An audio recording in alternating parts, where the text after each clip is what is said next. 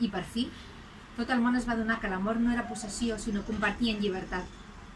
Així acabava el conte que havia escrit tot just 10 dies abans. Només feia 10 dies.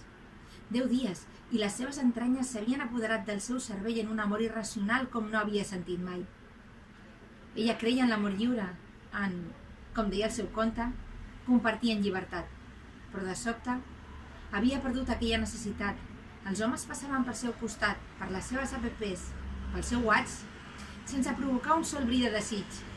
De sobte, una sola persona emplenava cadascun dels seus racons, cadascun dels seus forats. Havia canviat? Potser ja no pensava igual. Estava convençuda que la seva essència era la mateixa.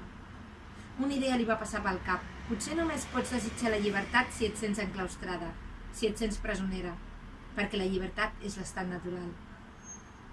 O potser era per la mida del membre del seu amant. Bé, i aquí s'acaba el conte de cocreació d'avui amb la frase de Vicky. Vicky, espero que t'hagi agradat molt. Moltes gràcies per la frase i moltes gràcies per la foto que tinc posada al YouTube, que és gràcies a tu. Espero que us hagi agradat molt. Un petó i fins molt aviat.